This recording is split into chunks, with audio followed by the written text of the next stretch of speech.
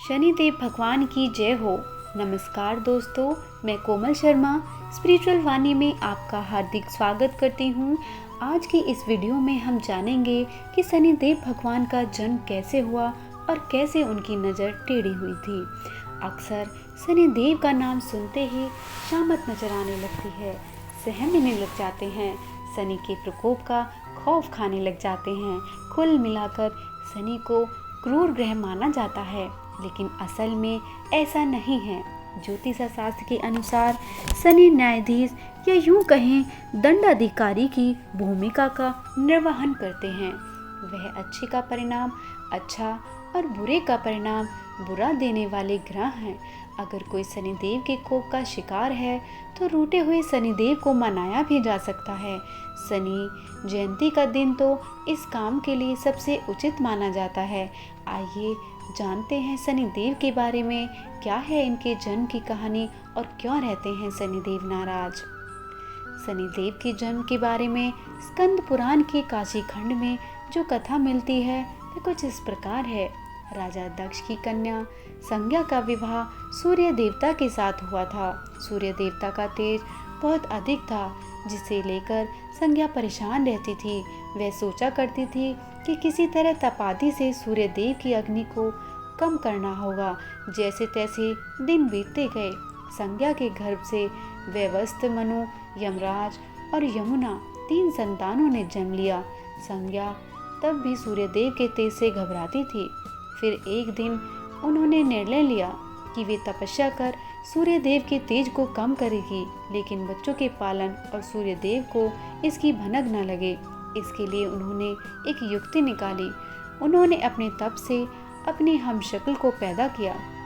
उसका नाम सर्वना रखा। संज्ञा ने बच्चों को और सूर्यदेव की जिम्मेदारी अपनी छाया सवर्णा को दी और कहा, अब से मेरी जगह तुम सूर्यदेव की सेवा और बच्चों का पालन करते हुए नारी धर्म का पालन करोगी, लेकिन यह राज सिर्फ मेरे और तुम्हारे बीच ही रहना चाहिए। अब संज्ञा वहां से चलकर पिता के घर पहुंची और अपनी परेशानी बताई तो पिता ने डांट फटकार लगाते हुए वापस भेज दिया। लेकिन संज्ञा वापस न जाकर वन में चली गई और घोड़ी का स्वरूप धारण कर तपस्या में लीन हो गई। उधर सूर्यदेव को जरा भी आभास नहीं हुआ कि उनके साथ रहने वाली संज्ञा नहीं सुवर्णा है।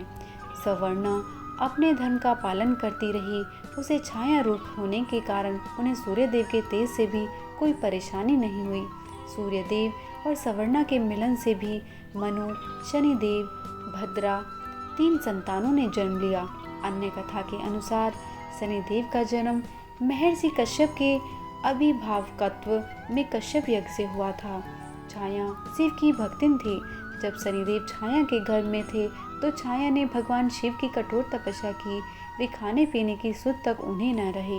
भूख प्यास धूप गर्मी सहने के कारण उसका प्रभाव छाया के गर्भ में पल रही संतान यानी शनि पर भी पड़ा और उनका रंग काला हो गया। जब शनिदेव का जन्म हुआ तो रंग को देखकर सूर्यदेव ने छाया पर संदेह किया और उन्हें अपमानित करते हुए कह दिया कि यह मेरा पुत्र नहीं हो सकता। माँ की तप की शक्ति शनिदेव भी आ गई थी। उन्होंने क्रोधित होकर अपने पिता सूर्यदेव को देखा तो सूर्यदेव बिल्कुल काले हो गए। उन्होंने घोड़े की चाल रुक गई। परेशान होकर सूर्यदेव को भगवान शिव की शरण लेनी पड़ी। इसके बाद भगवान शिव ने सूर्यदेव को उनकी गलती का एहसास करवाया। सूर्यदेव ने अपने किए का पछतावा किया और अपनी गलती के लिए क्षमा याचना की। इस पर उन्हें फिर से अपना असली रूप वापस मिल गया। लेकिन पिता पुत्र का संबंध जो एक बार खराब हुआ फिर न सुधरा। आज भी शनिदेव को अपने पिता सूर्य का विद्रोही माना जाता है। अब जानते हैं शनिदेव की दृष्टि क्यों टेढ़ी हो गई थी। शनिदेव की गुस्से की एक वजह उपरोक्त कथा में सामने आई कि माता के अपमान के कारण शनिदेव क्रोधित हुए, लेकिन वही ब्रह्म पुराण इसकी कुछ और ही कहानी बताता है। ब्रह्म पुराण के अनुसार शनिदेव भगवान श्री कृष्ण के परम भक्त थे। जब शनिदेव जवान हुए जो चित्ररथ की कन्या से उनका विवाह हुआ। शनिदेव की पत्नी सती साध्वी और परम तेजस्विनी थी, लेकिन शनिदेव भगवान श्री कृष्ण की भक्ति में इतना लीन रहते थे कि अपनी पत्नी को उन्होंने जैसे भुला ही दिया था। एक रात ऋतु स्नान कर संतान प्राप्त की इच्छा लिए वह शनिदेव के पास आई, लेकिन शनिदेव हमेशा की तरह भक्ति में लीन थे।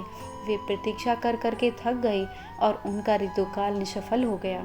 आवेश में आकर उन्होंने शनिदेव को शाप दे दिया कि जिस पर भी उनकी नज़र पड़ेगी वह नष्ट हो जाएगा।